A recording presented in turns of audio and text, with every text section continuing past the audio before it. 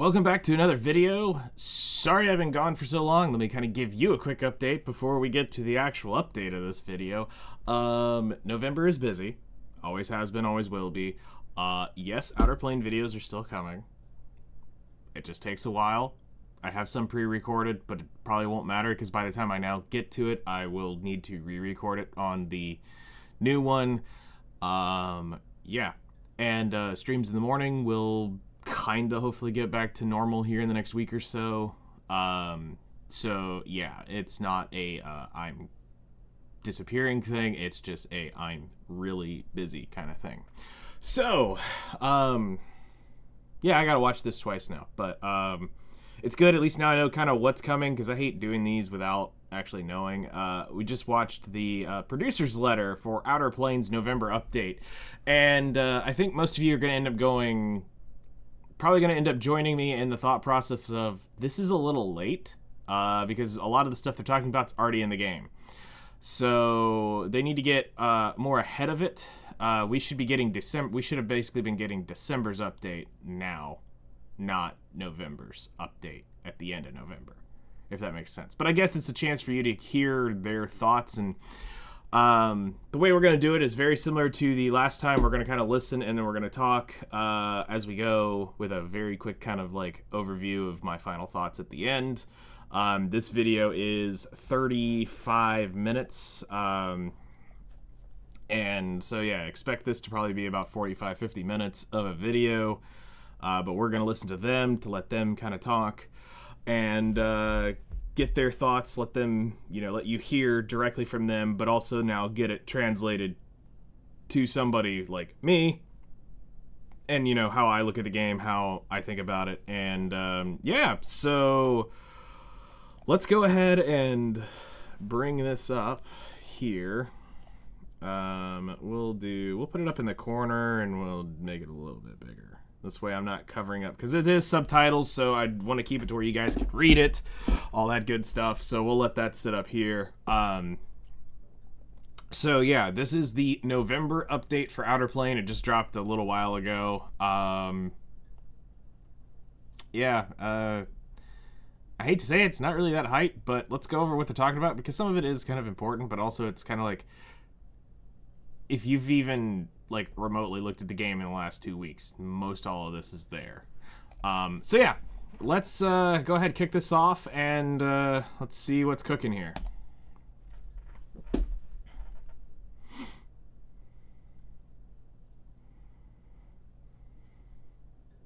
I'm just watching for the subtitles. Yeah.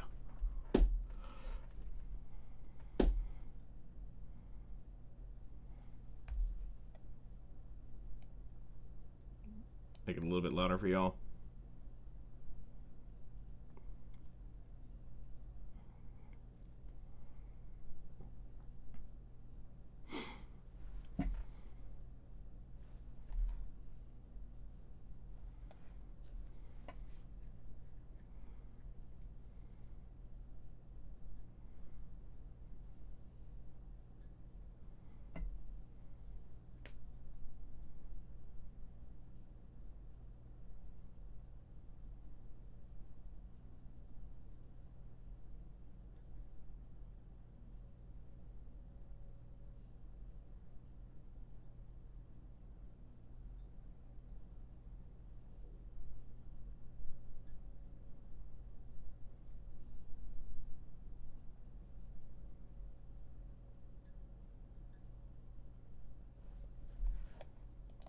Slightly salty about this, but whatever. Y'all get the free costume.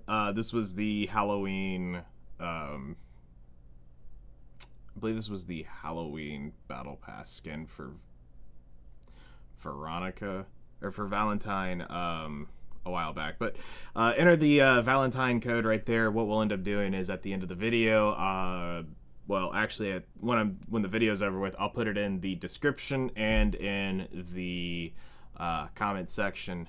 They don't actually say when these expire, but yeah, go get a Valentine's Halloween costume for free.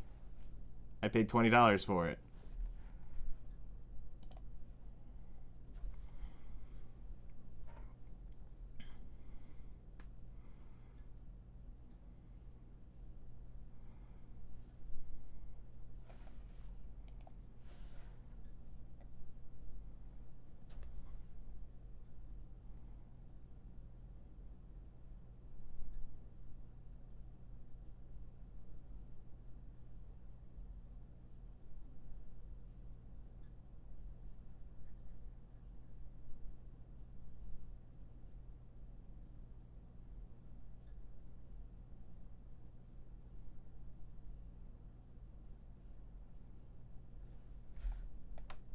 How she'll affect the overall game, lackluster. You can tell this is foresight talking, or else they would be already talking about people saying she's not that great, and these are people who have already 6-starred her. She's cool, she's unique, but she's not, like, impressive.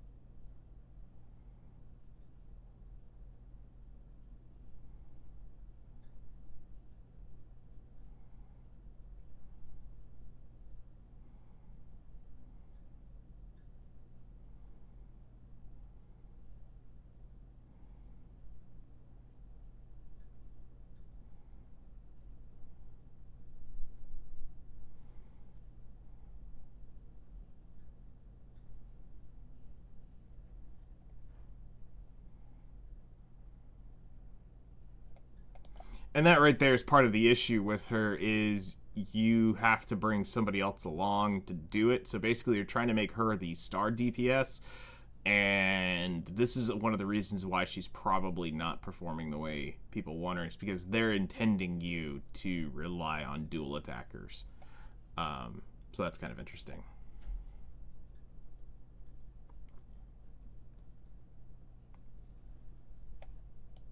He just said it himself right there on the dual attack thing. You will need to dual attack a lot with her.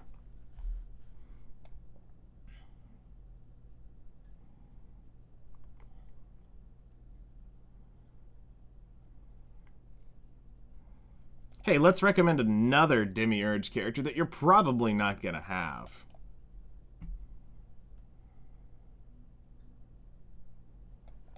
Oh, burst 3, by the way, also means you've pulled them to 5-star. Bro, you're out of your mind. Also, he admits that you'll see it later on. This guy admits that he spends so much on it he can't actually say on the video, and his wife gets mad at him. So that should tell you the state of where he's at. You see why this is kind of an issue? But yeah, no, that's... Yeah.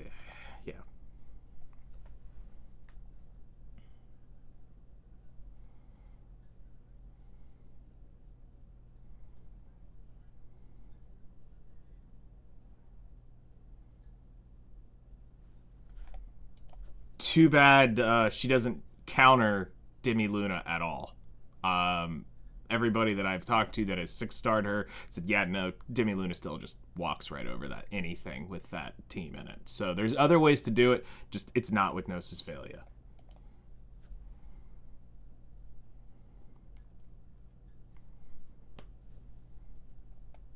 Okay, so he did say, I did see that. So he says the newly added. So they must have just recorded it when she dropped. So I didn't see that earlier. So this is like right as she's dropped. Well, 2 weeks later, she hadn't improved anything.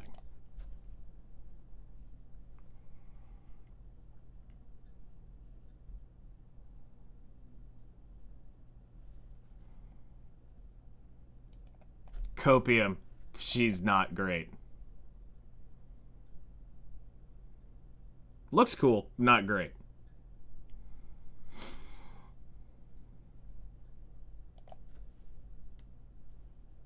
Another thing that's already in the game.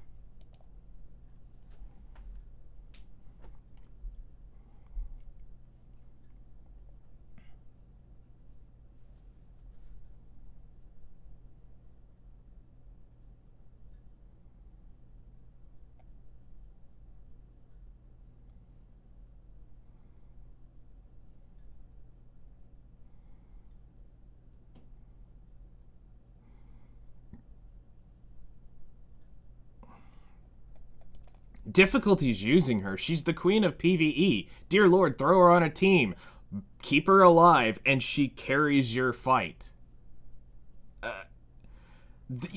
For those of you who watched the patch note video where we talked about the balance, this was one of the most tone-deaf buffs out there for all the characters that actually need help. Demicella was your your go-to. I get it. They wanted to buff her to, help promote the costume they were dropping for the anniversary, which I didn't get. I just skipped over it. But when you look at use case on what they're doing, Demi Stella was far better than most of the other Demi units in terms of like viability of what she does with her kit. She's literally like, to me, she's a better starter unit than Luna, but Luna provides better damage value on certain aspects, which technically makes her better for new players to start with. But at the same time, it's going, Stella can carry your account from day one. You can beat pretty much everything with it because of how she worked. The buffs themselves were meaningless. The execution of non-boss enemies below 2% HP is whatever. Out of all the units, she didn't really need it. I mean, go look at most of the RGBs that are old. They kind of need it. And go look at some of the undervalued RGBs. They need it as well.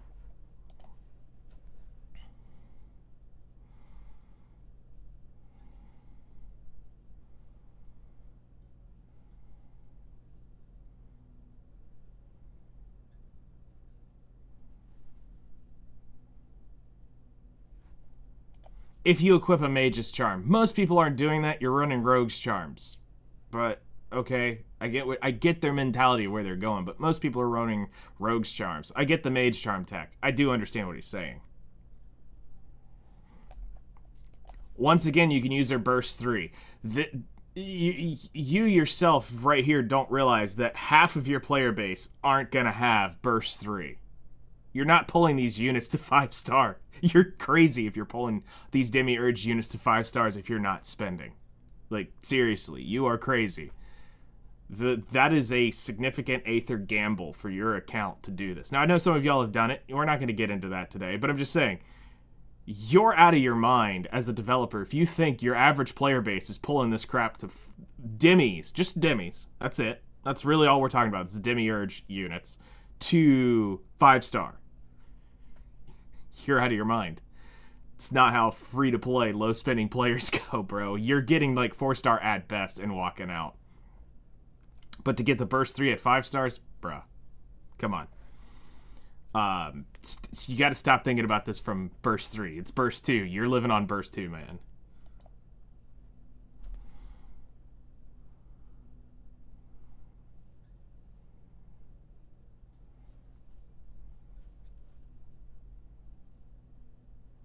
So yeah, this is where they're definitely cooking on. You need to get out of the kitchen, man. This is not how you're going to increase revenue. Is by promoting Burst 3, Burst 3, Burst 3. You're going to end up getting players going, screw this, I need 5 stars. I mean, you can kind of see where Outerpedia gets their stuff. Just a little jab. But, you can't think like that as a free-to-play, very low-spending player. You're not getting Burst 3. You're not getting Burst 3s on these types of units. It's too expensive. Long-term, eventually, sure. But again, remember, he's spending so much that he can't talk about it because his wife will get mad at him. Let me just put it up there. That's a lot of money when your wife will get mad. It's not, he's just spending $100 on his little hobby. No, he's spending far more than that.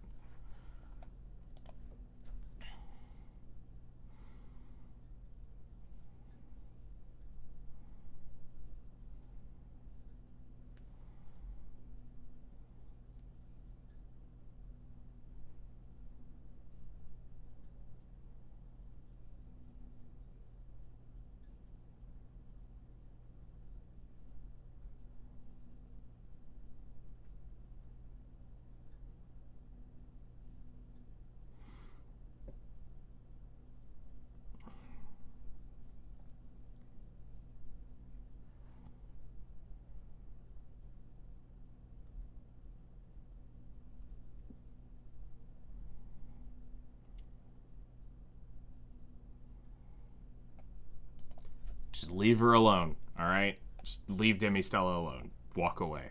She's already good. Go fix some other units. Come back to her a couple years from now if your game's still alive.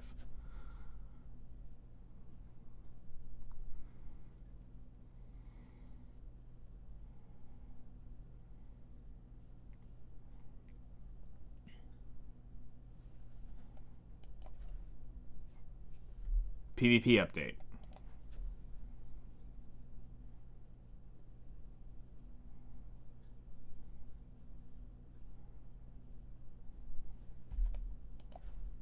Already done in the game. And this affects not many players. But cool, we're talking about 100 players, realistically, on a server. Or 400 players.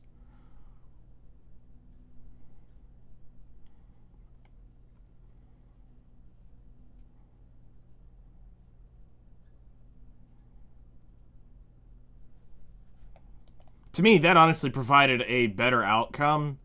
What they don't realize is the PvP mode here is meaningless most of the time. Like, it's not worth the progression. It's not worth grinding into. And this is the thing they want to change out of it, is making it to where you can see all 4 things so you can counter it. Actually, if anything, it made it more annoying, but actually better to guess, because then you can see 2 and then pray you hit the others. Now, I can see both sides to this, but to me, at least that makes it more exhilarating to have to carry your best and hope it works. But then it's a rock, paper, scissors game. If you don't have the rock to beat the paper, to beat the scissors type mentality,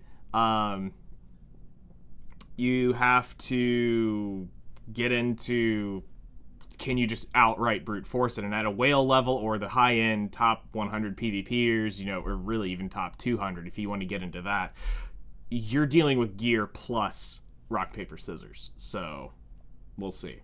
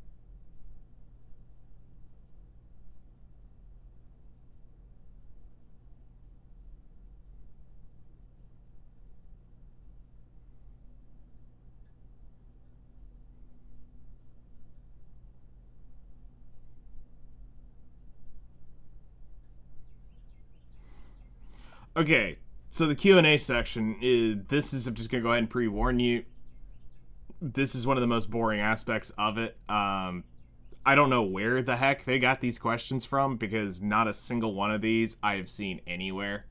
And I'm watching the Discord pretty closely-ish. So if some of these slipped under me from paying attention to it, I don't know where it wasn't where I was looking. And also watching Reddit and talking to you guys in comments, on stream, anywhere. I hadn't seen these questions, so this is a super diluted pool that they're taking these questions from. And let's get into this.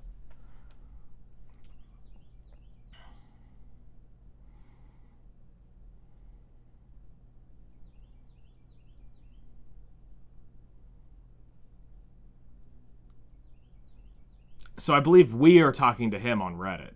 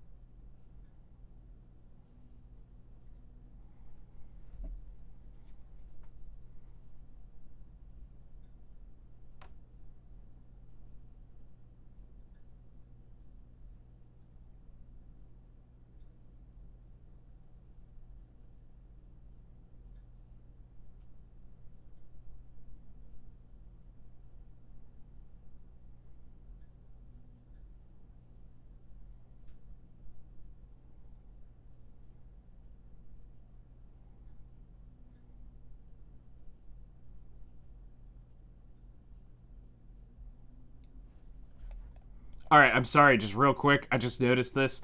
They need a better colorist because I'm looking here, and if you do your orange teal color grade, as somebody who does that, if you do your orange teal color grade, this should still look white-ish, but it should be into that slight tealish color and not going pushing pure blue. Because there's a way you can do this and get pure black and pure white just at the very ends of the highlight spectrum. So seeing this, I'm like, oh come on, I know what you're doing. I've seen this. This is it's a plugin that you put on and it'll put a color grade on it. This isn't actually professionally done in DaVinci. I just noticed that and it triggered me as a color corrector. I thought I saw it on him and then I realized it on his shirt with the white.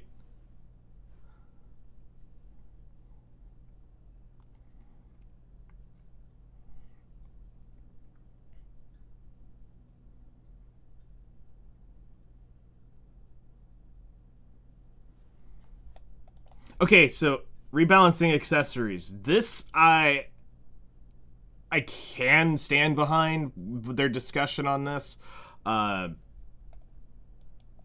you'll see what kind of cooks with this.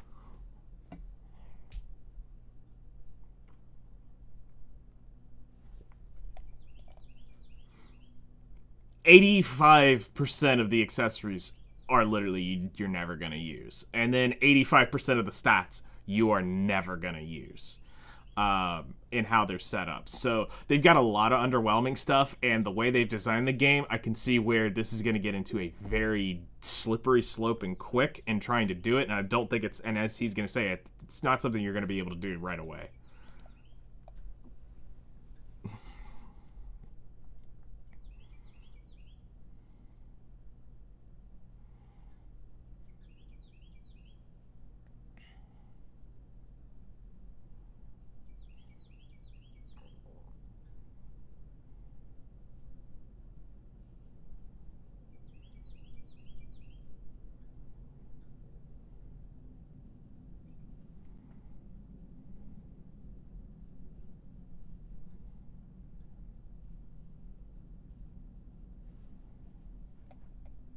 Correct. Weapons are an issue too, because it's like you're only going to use like 5 or 6 different types total, and they all come mostly from the same hunt, so it basically invalidates the creativity aspect of it.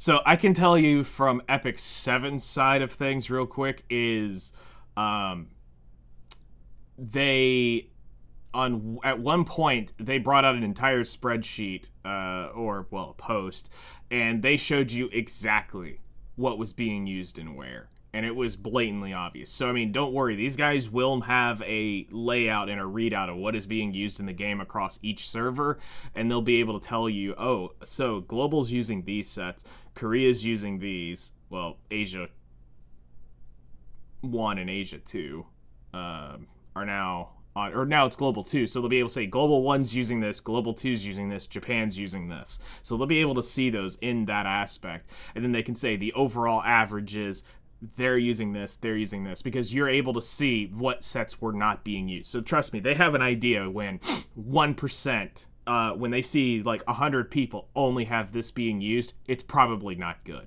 They're not really using it, or it's not performing the way they wanted it. It's not reading the way they wanted it. And they're like, why isn't this being used? It's supposed to be OP, but if you pair it with this, because you don't know. They know, but we don't know type thing. But you'd think the community would have tested that. But they have that data. So when they look at what is very underwhelming, they will know. It's not like we have to parrot this information. They've got the data coming in, so it's there.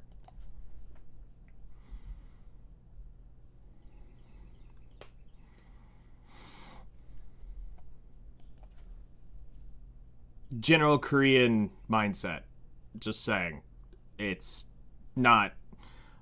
For me, the most used set is going to probably be the generic set is speed, but after that, it branches out into the crit, the attack.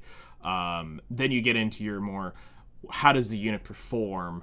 But again, this is one of the issues with these types of games. It pretty much, they all revolve around that one set. Which is why if you're going to design a game, just remove that crap completely. But again, Koreans won't do it. But for anybody out there that's wanting to build one of these games, you take that set out, your game gets so much easier to balance.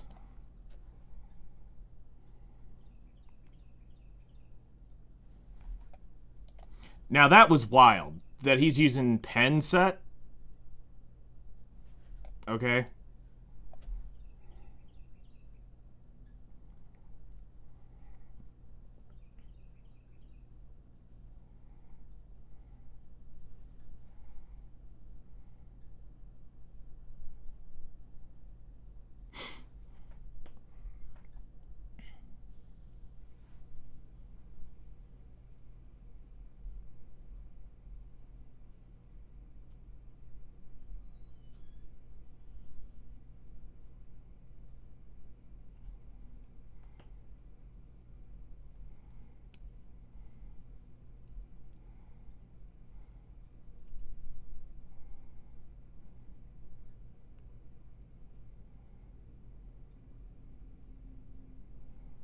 And that's the true part about this, is the point of the game is to be able to build all these different sets.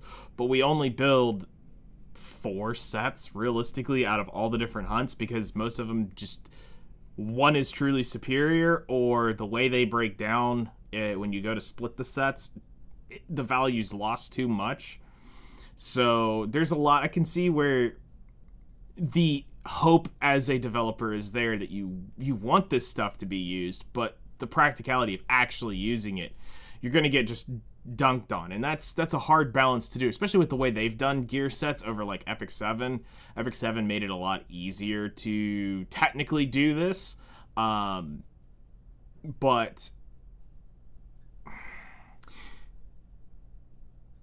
this will probably never be what most people want it to be.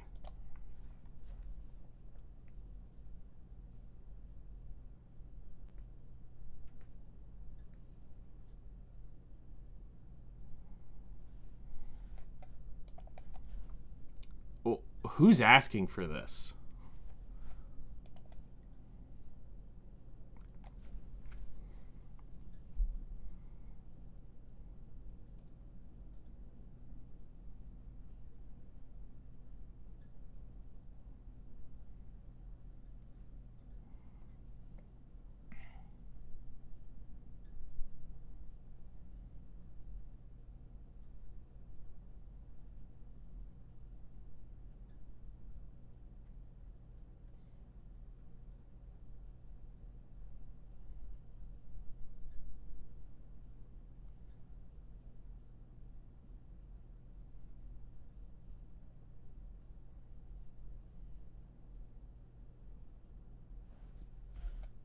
So they're saying by the end of December, they're planning on increasing the level cap of the upgrade, where you upgrade them, and potentially the trust level. Why? Why are we going into more dating sim stuff? Like, what's the trust level going to give us after this point? You gave us an exclusive equipment, so there better be something there, because just to increase it for whatever reason, already at how expensive it is to get a unit up there to max, it's a bit much.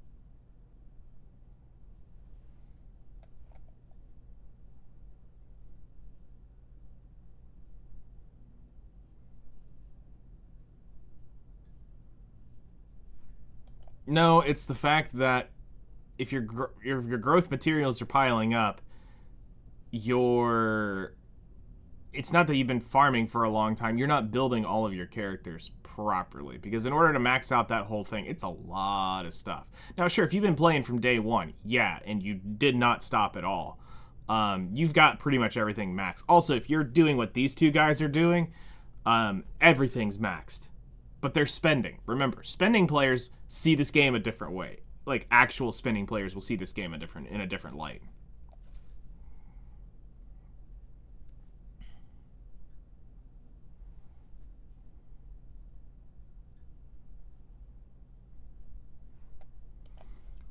What in the heck is going on here? Who in their bloody mind is out here asking for battle victory screen crap?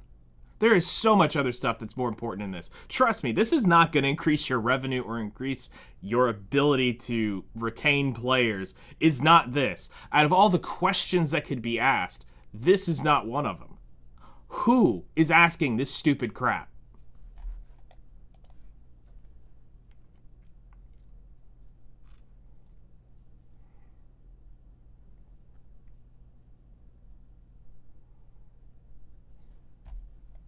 I want to capture a moment. No, I don't. I want to get on to the next fight. I don't give a crap about that screen.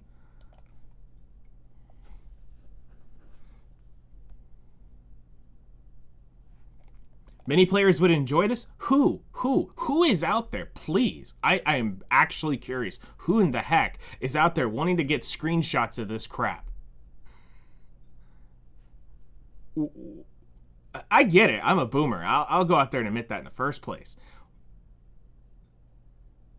But this is something you need to discuss right now in the state of the game, where it's at and how they're trying to get this game to survive. You're sitting here worrying about battle screens? Bro, this is something you do when you're coasting along and you're like, yeah, we're got this. They're not at the we're got this state yet.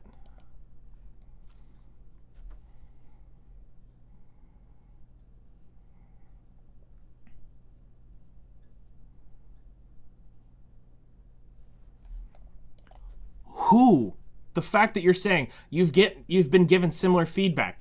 I don't see this anywhere. Anybody who's never come and asked me this question. Or I've heard it talked about. I've never heard somebody even suggest this of, dude, I wish I could take a screenshot of my victory screen. Where? Who the heck are these people? I'm sorry. You don't really have a place here. Get out. We don't need that crap right now.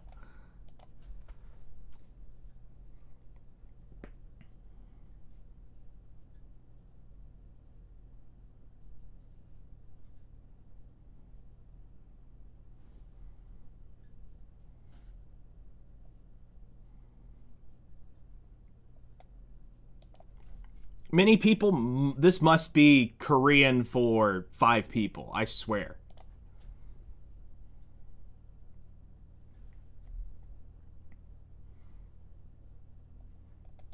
Dude, bro, hopium, copium, why are you looking forward to this? What?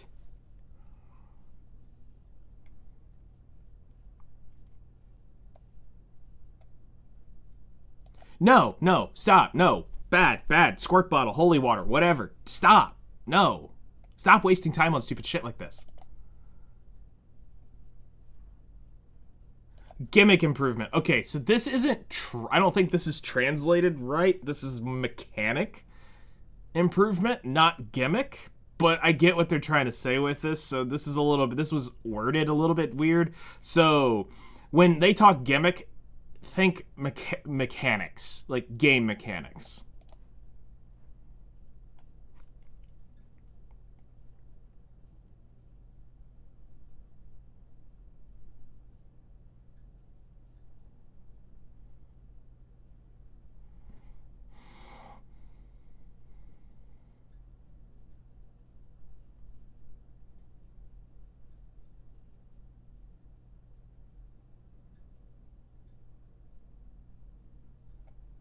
And that's part of the issue. They're making characters to where it's not where, so when they do a mechanic, they're making characters that can go into that mechanic and cannot go into that mechanic. And when you try to monkey your way through these games with one team, people are going to complain. But they're used to games hand-holding them, allowing them to do this. Is this an issue? No, this is a player mentality issue. I don't mean to sound degrading, but it is where you have low IQ kind of stuff where you can't go read and figure it out. But I hate to say it, there's a big portion of the US that can't even read properly. So I do get that. And part of it is a reading issue of not reading the skills. So you go in, you try to monkey through it. Does it come out right? No. You get smacked, and you think you're like, well, I've got my characters built as best as I can, but I'm getting my butt cheeks clapped because you didn't read, because it says you can't use this, you can't use that. So it is designed to take in other things. But I don't have that other thing built. Well, get busy. It's what it kind of comes down to.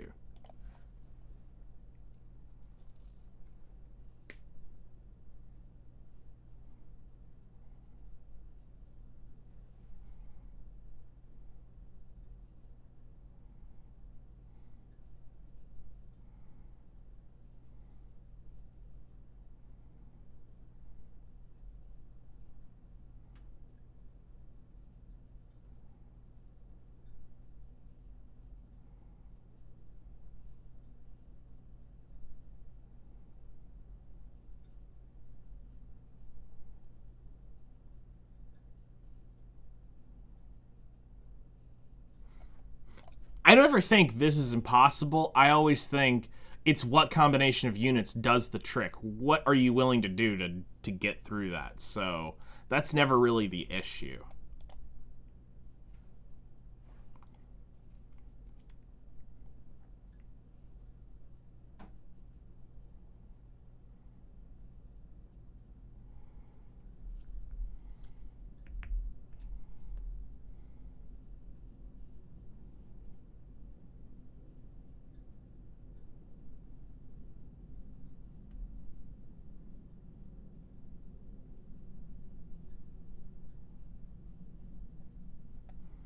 So some of the people that are struggling also don't have the time equity in the game to justify that. There are people who do have the time equity, but just don't have the right physical reading mentality to get into some of these. Also, it's RNG to a point. But there are certain systems you do need to build up in the right order to be able to beat this content. Like, you guys have to realize that when you set up your quirk system in the end, and you get it all maxed out as far as the stat ones, that drastically increases your combat power by quite a lot. And if you are trying to beat into this early, which is possible, you're missing out on all that extra stat damage reduction, whatever, all the stats that are in that. You're missing out on some of this, which I get where people complain, but this comes from complaining without knowing the real solution. So this puts them in a bind of going, well, we do need to make this a little bit more accessible, but then they don't realize that the people who are actually saying it, unless they actually, because you can't say that, Reddit user 412 has the quirk system and their gear is all mostly blue with mostly red. Do they have weapons and the proper weapons and accessories on? What teams were they using? Because typically Reddit user 412 is just going to go out there and say, I can't beat this. This is trash. And this is what makes this type of feedback hard, because without specifics. Now, sure, can they see player data and see what's going on? Yes, they can see that. But at this level, we have to be careful with that. Now, the Season 3 thing, I can see, because there is a couple fights with Moxie Roxy that is really annoying, but once you understand how to cheese it, it's just long, but you can blast right through it. And that's just understanding game mechanics, which most people don't when they're trying to beat it through in their first, month of just, like, Leroy Jenkins, you're going, and then you run into these mechanics, and you're going, but YouTuber here said that I just need to use this team through story and it'll beat most all of it. But YouTuber here said that, then streamer said this. And they're just parroting the information without actually understanding the reason why. But it doesn't mean that it is the only thing you will use.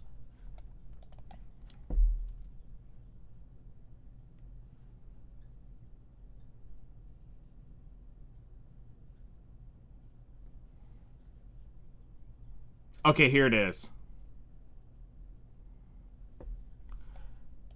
uneducated, they can't really read, they're not paying attention, they're just parroting what content creators say, they're reading off tier lists without understanding why they're there, they haven't spent the money on the game. There's a whole slew of reasons why these people do this, and I'm not trying to be degrading to these types of people, but it is true. If you don't read, if you don't understand the mechanics, if you don't have the teams, if you haven't spent the money, built the account, yes, you are going to get absolutely clapped. But both of these guys are literally exempt from all of that because they're both spending players on this game. Okay? So, but there's a part of it where it is a player issue that you can handhold them to a point. But this is definitely this is more of a player issue, not a game issue.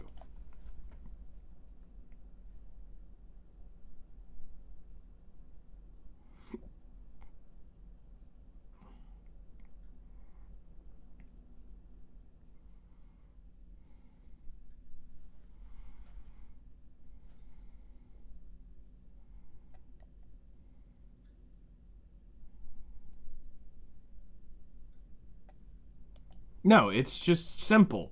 Reroll your account properly, get the right units, execute it with proper mechanics, and this crap is easy. But it comes down to did you use your currency wisely? If not, the answer is no, then yeah, you're cooked.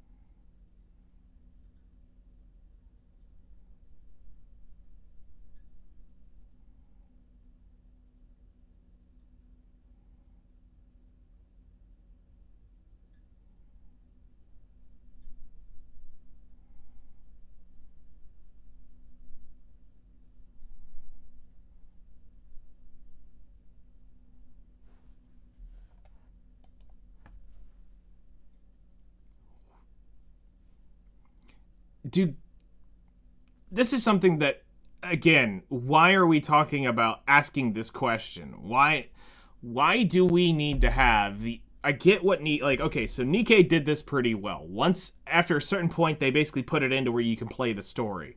But why do gacha players feel like they have to be able to digest literally everything at any point in time? Let it recycle around. Now, yes, when games are threatening to potentially shut down or you're not going to play that long or whatever, I can understand the ability of wanting to have this, but why are we asking the accessibility of event stories right now? Just let it happen. Most gacha games rerun these things, and when they fully retire them, they put them in the game permanently. Like, take the Eternal event. For me, that was an event that ran for the 2 weeks when the game first came out. So while we pulled Eternal, we did that event, but now it's permanently locked into the game. So there is the ability to it, but it also increases game size. Some of you guys complain about having 4 gigabytes left on your phone because you've got too many gotchas on your game, on your phone, and you're worried about, you've got all these massive MMORPG version games on your phone, and you're wondering why you don't have the storage. This does not help when you have games like this. Part of this is a you issue, not them issue. On space, you can do it, but it's going to increase the data size. And you can do some of it on the back end, you can do some of it on your end, but the data's got to be somewhere. It's got to be stored. Data isn't cheap. It is, but it isn't.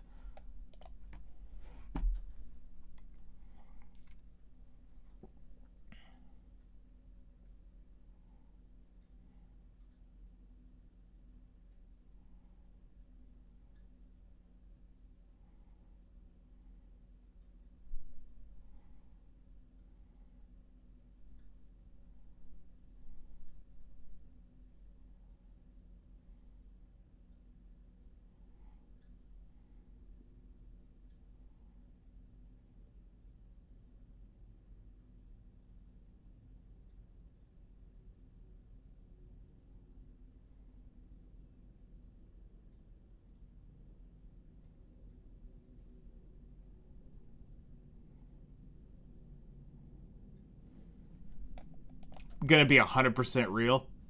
I don't remember a darn thing about the story, the lore, or whatever. And I'm a writer. All right? I'm working on a light novel thing, and I'll tell you instantly, I skipped the story day one. I haven't read a darn thing. I am literally not there. Now, I know people are all about that, and I will say it is probably an aspect of the early story being terrible, so we skipped it then. It wasn't voice acted at all. So we skipped it then. Also for that reason, because I wasn't gonna read, I wanted to play. If they'd had taken the time to voice act it, like Nikkei did a great job of doing that with their main story. Like it was fully voice acted. It felt like it was enjoyable to watch and listen to. But here it was just text like Epic 7, so we hit the skip button and just started blasting through content. So to know the lore of all these characters has not been a thing, so we must be talking about maybe 5% of the community. It has got to be what this is for.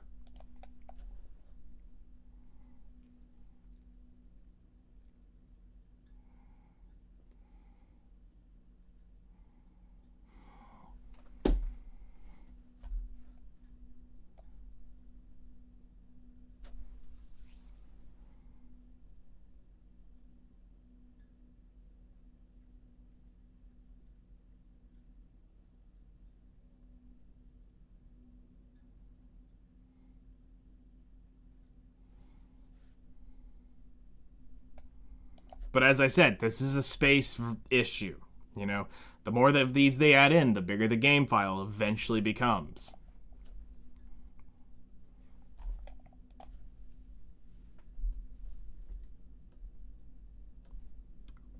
Why is this a frequently asked question that they're pulling out? Skipping enemy skill animations.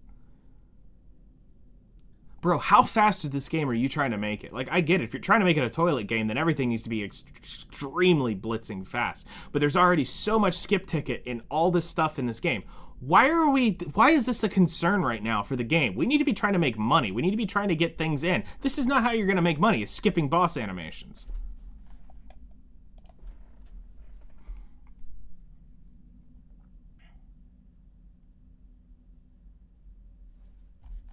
The more I think about it, the more I know they did not curate this list. Because if they curated this list, there'd be a lot better information coming out here that they're wanting to really dig deep and answer.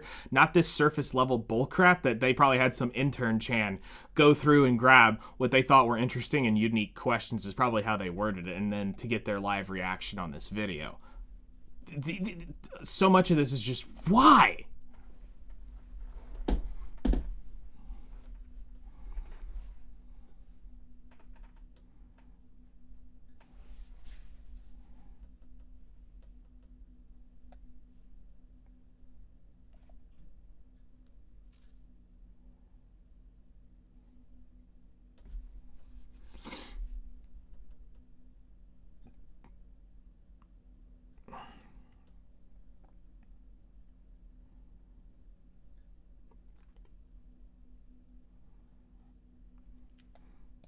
Personally, I hate to hit on y'all, but I mean, this is TikTok culture. Getting down into this short, bite-sized information stuff where you guys have the attention spans of a mice nut score, just an atom at this point, where you gotta go to the next thing. This is an issue for those people.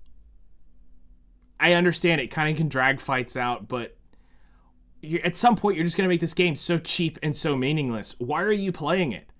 If everything's got to be fast, so fast to get through it. I don't get it. I don't.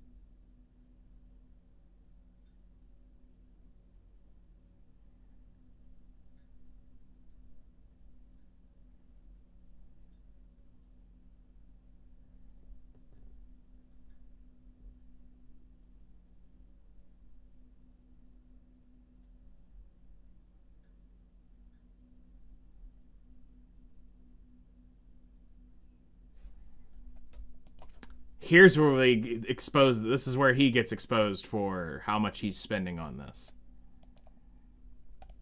I mean, I get it, but I mean, most new players aren't going to ever have this access for 6 months to be able to actually use this shop. Because again, pulling that level of dupes to be able to, basically, you got to think about it like this. You've got Doppelganger, which is the main source of 6-starring your units, okay? So getting around through those Doppelganger units takes time, all right? You can get 2 units every day you can work on. And even where I'm at, I'm not pulling the dupes because I'm also not stupidly spending my currency in other places, pulling the brand new unit or pulling on Demiurge units where I'm getting these backup dupes dropping. So when I'm pulling for something, it's on the custom banner where it's only the characters that I specifically am after. So when I finally pull a random from, you know, when you're pulling on a limited unit or you're pulling on a Demiurge unit, that's where I ever get this currency. And this was originally just Hyper Whale currency day 1 is what this originally was. And that's what he's about to expose himself as.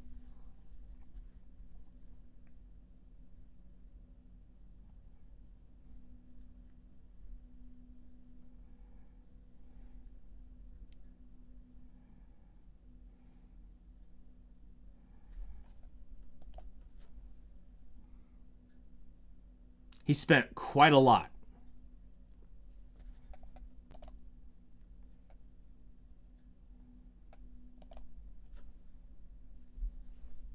That's all you need to know. If you spend enough for your wife to get mad, that is a significant financial investment into a game. Now, this is cool. This is what keeps the lights on. I'm not condoning that. Or condemning that. What I'm saying is you need to look at this from his perspective here as a spending player.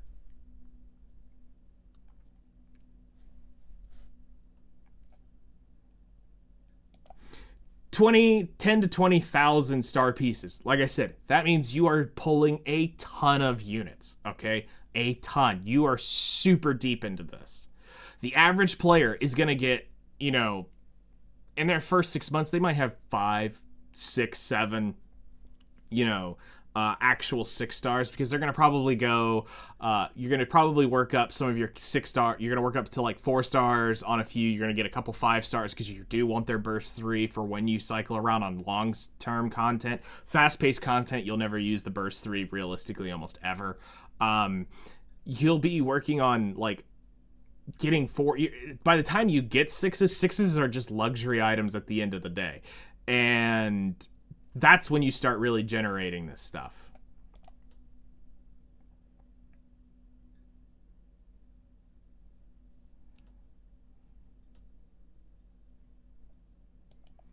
Everything is maxed out on his account. That's a lot of money.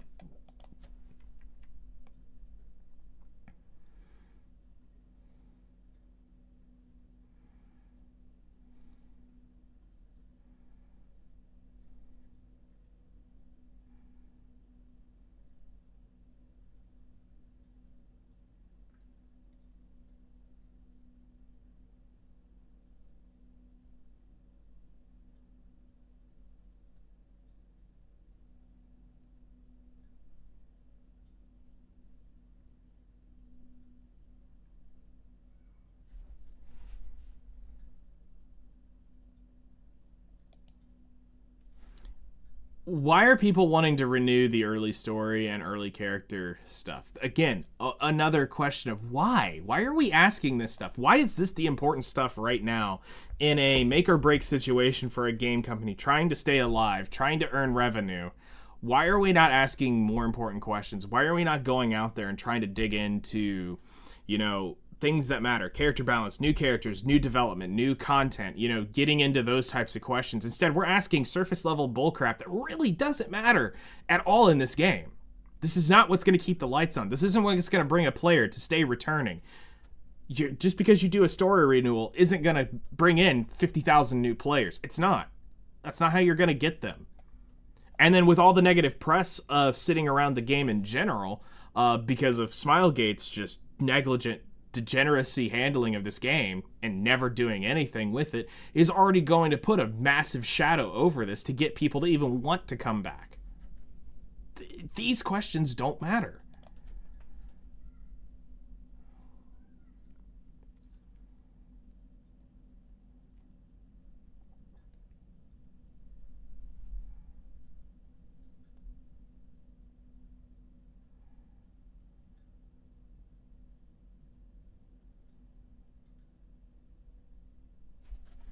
A lot of people, I mean, I get it. If you're going to reboot the story, make it meaningful and do it right. Voice act it. Go through with it. Full send this thing. Make it better, but don't just do a surface level rewrite because people aren't happy with it. Just some people will not like your story, period. Does it mean it was bad? No, it just means it was just like, it felt like another gotcha story. It wasn't really, it was kind of felt like just another random isekai story that didn't really have a ton of life into it. But that's a writer's issue, not the game developers. Eventually they kind of got to say, screw it, we'll just roll with it.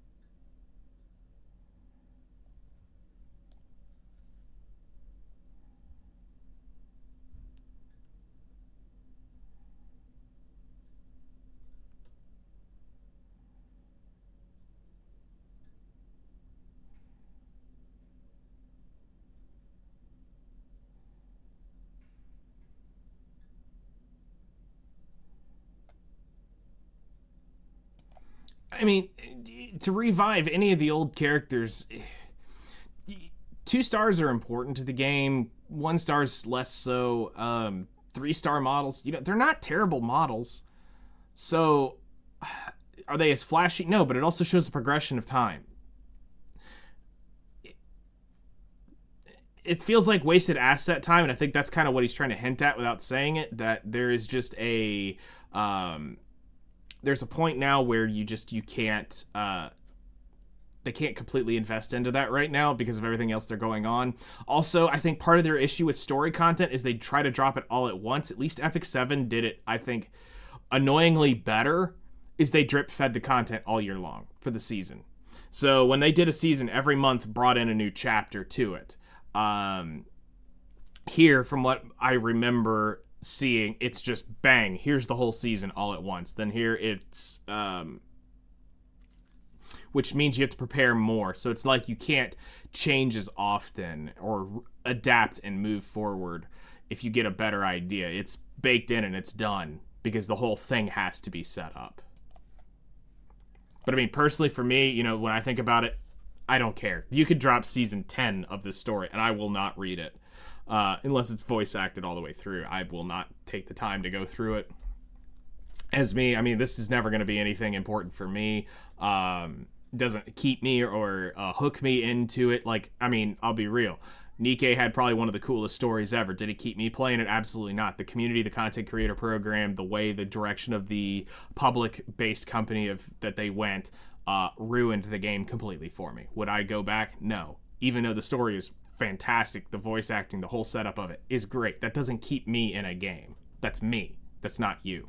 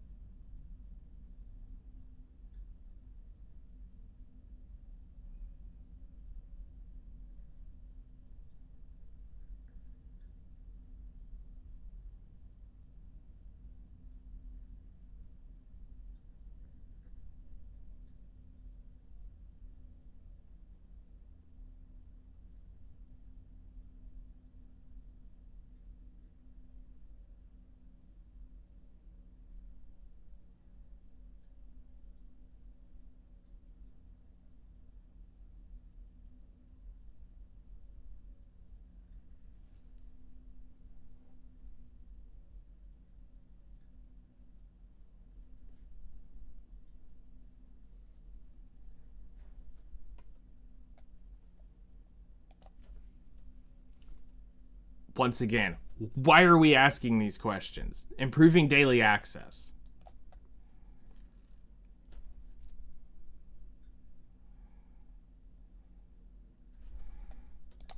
Let's just say the quiet part out loud here. Free-to-play players do nothing for the game. They're not bringing in money, they're not bringing in revenue, they're not doing anything. The only thing they can do is potentially get somebody else in the game who will spend, all right? Let's just go ahead and say that out here. It's not an attack, it's just the reality of business, okay? The casual player might be a light spender. Cool, so we need to cater to them some. We need to cater to certain aspects of it, but that's not what pays the bills. Why is a casual player focus on how fast can I get done with this and put it away? That's not a casual player. That's a gacha addict who has to collect his anime waifus. That's not a casual player. That's just somebody who has a problem that needs to get help. Okay?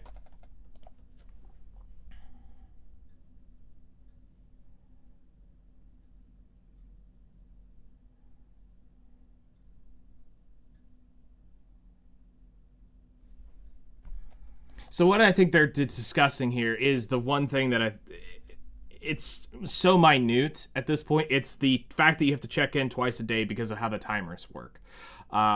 So if you want to be able to get the maximum amount of resources, you have to check in twice a day. Most games have a once a day check-in system. But we're literally talking about something where you open your phone for 5 minutes and you can fix this.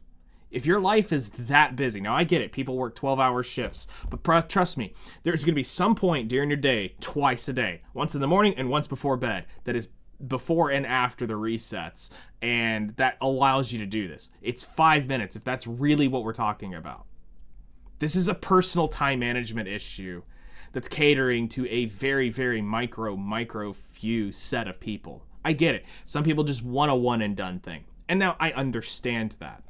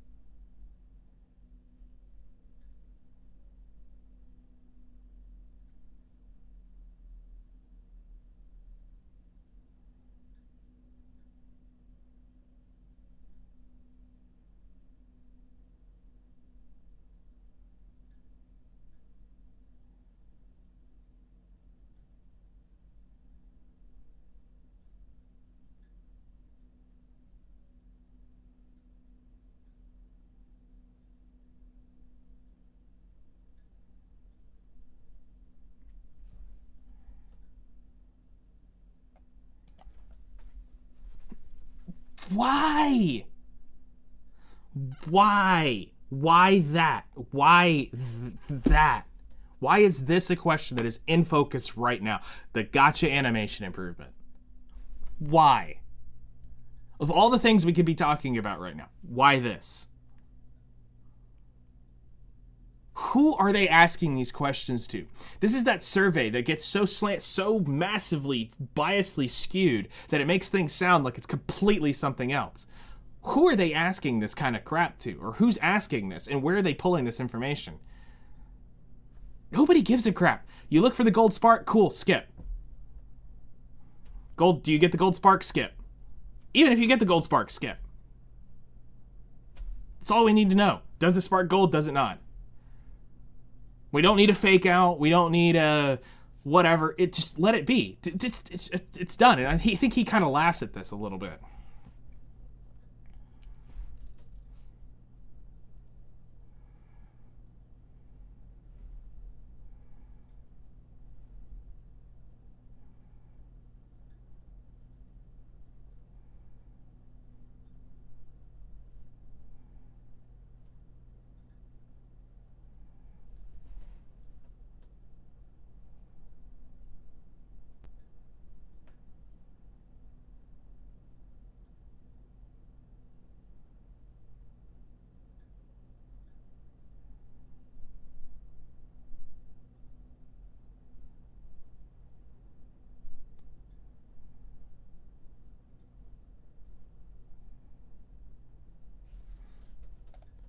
All I will say is, yes, the Demiurge could use it and they could follow along with Epic 7's mentality. So when you recruit on Epic 7, it either has a very low spark, a vibrant gold burst, which means you've got a 5-star, and then it has the purple burst, which means you got a moonlight in that.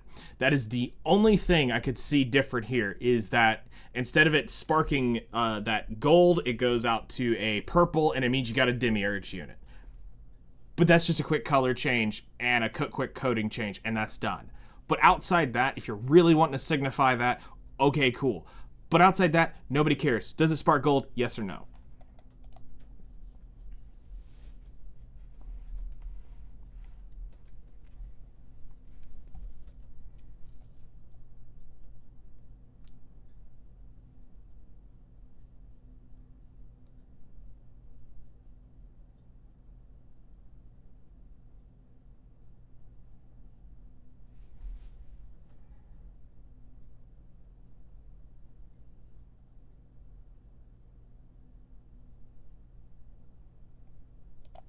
Already in the game. Why is this being asked?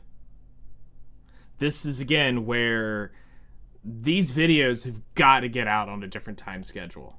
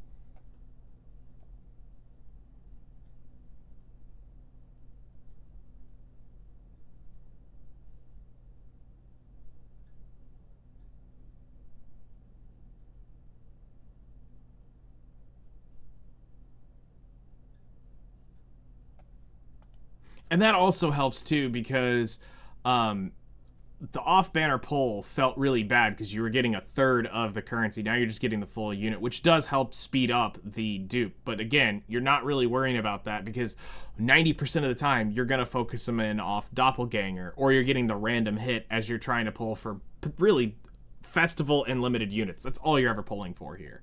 Demiurges just happen over time. It's already in the game.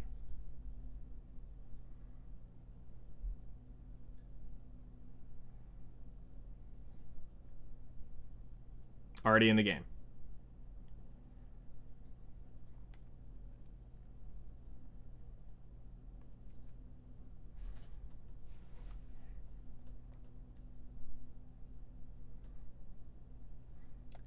This technically does make limited banners feel more useful to pull on, because you can just wait for the next unit to spend the currency to get them if you want to just dump.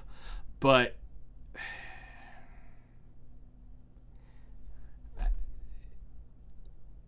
this helps, but at this point, is it too late? Is where I kind of question.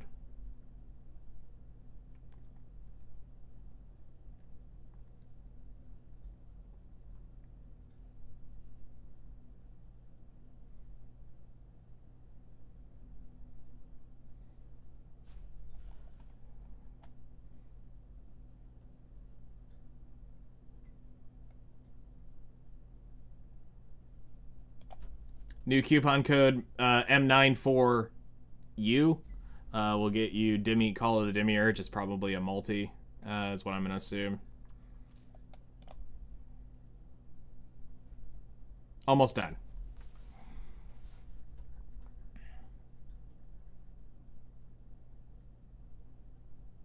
Very disappointing. Watch how fast this goes.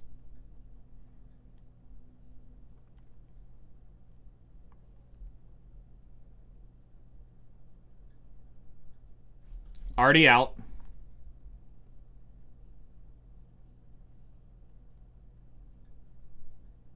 Literally already released, so why is this even being talked about in the video?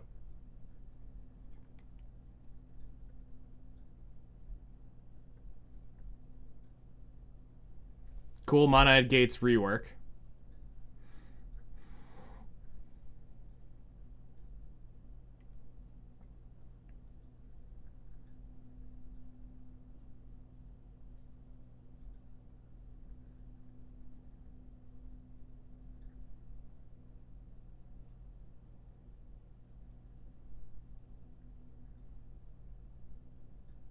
Already out in the game.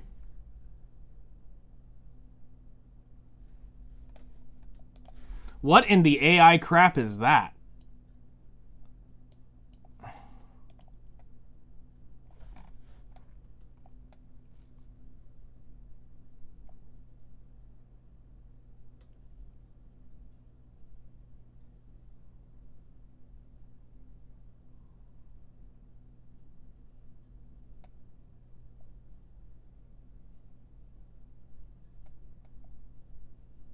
What in the crap? Yeah, they tried to make this a Genshin-style splash art with AI, and that face animation is absolutely jacked up.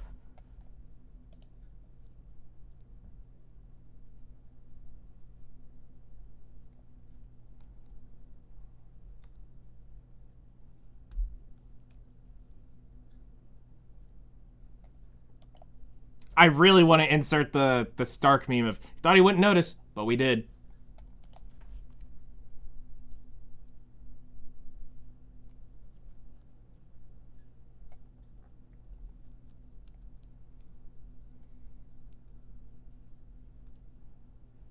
It's too late. It's already out.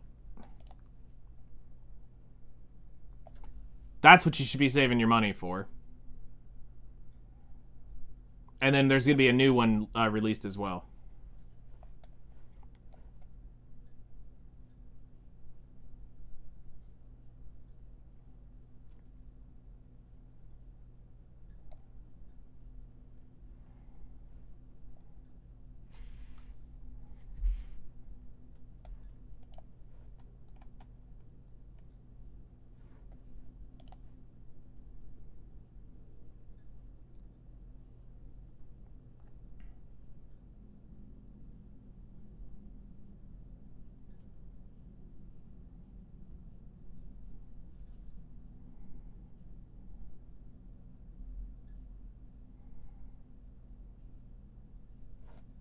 All right, they say nothing else after this, so let's go ahead and get the final thoughts over with. This video is very much too late in the release of the idea. So here's what they need to do going forward. In December, they need to do December in the next week or so. And then at the end of December, they need to drop January's. They need to get ahead of the game. This needs to be future content, not I've already released all of this crap. This is absolutely a waste of time for the community to go through and see stupid crap like this. I appreciate them doing that. But at this point in time, most of this content is already in the game. Why are we sitting here seeing this as, oh my god, it's hype, it's coming? It's already, all of it's already here. You've got to get this ahead of the schedule. So early December, come out with Decembers. And at the end of December, do Januaries. And then now mid, January, you can do Februaries. And now you're ahead of the game. But you're behind at this point. Everything's been behind. Because by the time we got the developer's letter, it was, we're looking forward to the service launch. We get November's. We're looking forward to releasing all of this stuff, or just has released, and most of it's already out. So future content. Why are we promoting Fortuna when she's already out? As this is what's upcoming. Bro, we all already have either pulled for her or not pulling for her until she gets her English voice actor. That's the other thing. Where the heck is the Korean and the English voices? That should have been something been asked for. That I know has been asked a lot on the Reddit and also on the Discord, but they are completely ignoring that. Now, we've already had a discussion with them, so we do kind of know what's up. We also kind of work in this industry, so we do also know what's up. But there is zero mention of this. This would have been something to publicly state at this point to everybody. Now, that would help out. Then saying we're localizing this to new places. We're making sure that this is now being put into this language, and this language. Now, we're going to use AI for it, but hey, you know what? It'll at least get, Indonesia into it. We'll at least get, Malaysia. We'll get whoever else was had the list of it. Getting it into these other countries that are really, really interested in it. We're going to localize it to you guys, but we're going to use AI, but then we're going to ask you guys to help us clean up the translations just so that we can get it to you as fast as possible. Boom. Now you have a actual marketing tool to say, hey, we're listening to you. We're wanting to get more of you involved and bring you into the game and the community, make it feel better for you, because we understand that you don't understand Korean, Japanese, or potentially English as well. So let's get them into your language. Now, with the AI stuff, it might be a little wonky, but hey, let us know if this phrasing is off, and we'll try to patch it in on the next patch. Boom. Done. Simple. Easy way to go. They don't mention stuff like this. They don't talk about really anything truly future outside of Monad Gate, which is cool. The rework's there, but it's so distant feeling, even though it's literally right around the corner. We don't really get to know what the update is about. They spent so much time talking about meaningless bullcrap here about skipping boss animations and taking screenshots on MVP screens.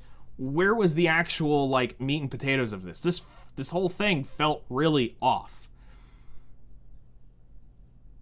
I appreciate that they're doing this, but don't waste our time with these videos. And unfortunately, I hate to say it, the comments are not really much better. It's just people simping over, oh, thank you for the information. That's really what all this ends up becoming. And it's like, we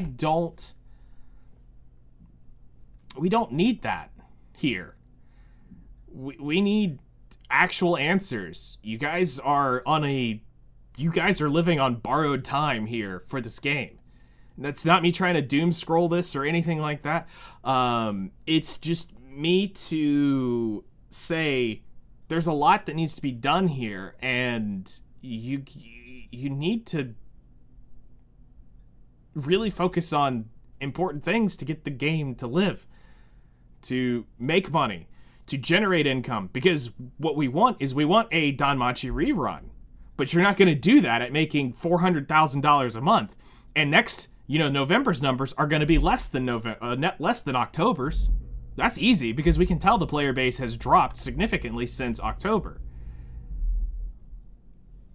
Maybe we'll just see a slight dip, that maybe the down curve going into November will come back up in December. But if it drops again in December, you're never going to see Danmachi again, because they're not going to make $2 million a month, which is going to be the rough requirement, in general aspect of financials, to make that business decision worth it again. Now, is that the deciding factor of how a game lives or dies, is whether or not they can bring Danmachi back? No, but it also means, can they bring in another collab? Because if you're looking at having to expend somewhere between $1 to $2.5 million to get the IP, develop it, get the character assets built, design it up for your game, get everything done and market it, you're looking at that massive chunk of money, and they're not making that. So that means other collabs don't get to come here. It means that doesn't expose it to more of the people that might come over. The return on investment should be more around 10%, but they had a 3% turnover is a really bad turnover on that much money spent on Danmachi. You messed up because you should get at least a 10% return on investment if it's done properly. And it should, if it's done correctly, it should be more around the 20% return on investment. But they didn't get that. So I appreciate this. This was good information to see. It also shows where they're looking, and it shows that you're not looking in the right directions. We need more specifics, and we need it to not be after the fact. That's really that's the thing I leave y'all with today is these things do not need to be at the end of the monthly development cycle. It needs to be on the front end of it for the next month. Not, we've already been through all of this and we already know 85% of this, and this is just afterthought stuff. This could have been done on a Reddit post and we wouldn't have cared. And honestly, half of this already was on a Reddit post. But you see what I'm saying is we need the information before Fortuna is released to be, oh, cool, Fortuna's coming. Not, oh, Fortuna's already out and she's not English voice acted, so we're not pulling for her. Or, hey, Fortuna's out, she's not that great. Or, Gnosis Velia's out, I just spent all my currency because I thought she was hype, and turns out she's kind of sucks. She's okay. She's not the greatest. She's not the worst. But I shouldn't have, we're past that. It's not, oh my god, I can't wait to pull for her. But that's where we are. So that's the development letter. Thank you guys so much for coming and hanging out. If you want to watch the full video, I will link it in the description below. The codes will be in the description below.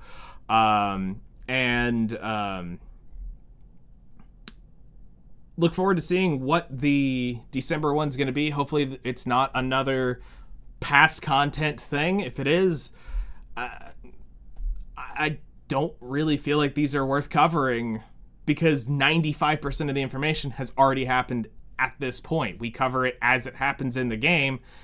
And if these letters are just going to be them to cover the highlight victory reel of look what we did this month, why are we making these videos? Why are you wasting their time? Also, the color grading has just been, I got a new light on this and I'm going, God, this is so easy to fix too. That's been funny, but that's not an issue for 99.9% of people. It's just, I found it funny. But yeah, curious to see what you guys' thoughts are. If this stuff's important to you, cool. I'm not trying to rain on your parade. It's just, for me, this feels really, why? We're trying to get this game to live, not do crap that's supposed to be once your game is steady and, thriving.